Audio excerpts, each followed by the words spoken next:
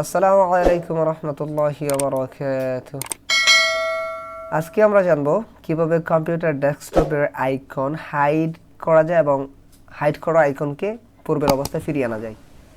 এছাড়াও আমরা শিখব আমাদের কম্পিউটার বা ল্যাপটপের যে টাস্ক বার অপশনটা রয়েছে, ওই টাস্ক বার অপশনটা কীভাবে হাইড করে রাখা যায়, আর যদি কেউ হাইড করে ফেলে তখন সেটাকে আবার আমরা কীভাবে আনহাইড করতে পারি।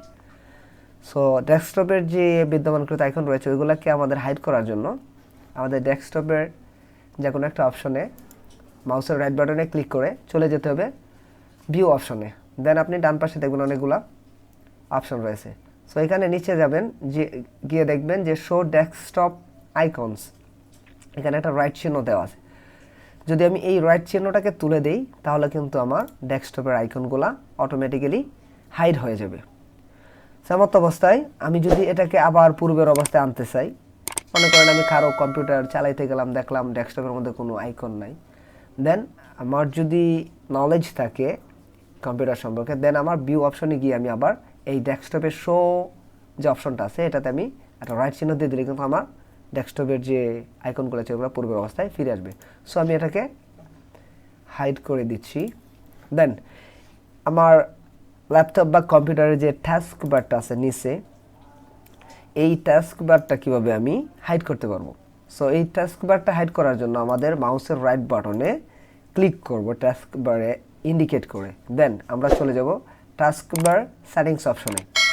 এই সেটিংস অপশনে আসার পরে উপরে দেখেন একটা কথা আছে, লক দ্য টাস্ক বার, এটা অন করা আছে। Then automatically hide the task bar in desktop mode, আপনি যখন ডেস্কটপ মোড অন করে রাখবেন দেন এটা অটোমেটিক্যালি হাইড হয়ে যাবে। সো আমি এটাকে অন করে দিলাম। দেন দেখেন অটোমেটিক্যালি আমার নিচে যে টাস্কবারে সফটওয়্যার আইকনগুলো ছিল এগুলো কিন্তু অটোমেটিক্যালি হাইড হয়ে গেছে। এখন আমি যদি আমার মাউসের এই যে পয়েন্টারটা রয়েছে, এই পয়েন্টারটা যদি নিচের দিকে নেই, আমার কিন্তু এখানে আমার টাস্কবারে বিদ্যমানকৃত সফটওয়্যার আইকনগুলো শো করতেছে।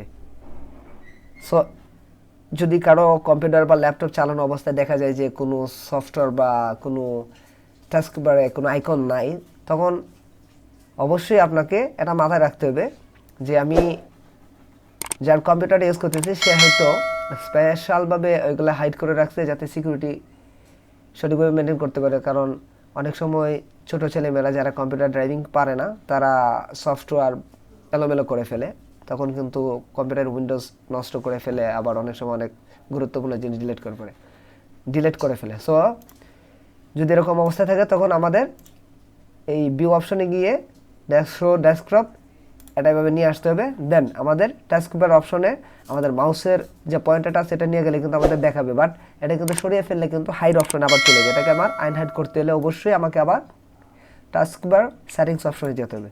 দেন এখানে গিয়ে just automatically hide the taskbar in desktop mode, এটা অন করা আছে, এটা জাস্ট আমি অফ করে দিব। দেন দেখেন আমার কম্পিউটারের যে ডেস্কটপের আইকনগুলো ছিল এবং টাস্কবারের যে সফটওয়্যার আইকনগুলো ছিল এগুলো কিন্তু আবার পূর্বের অবস্থায় ফিরে আসছে।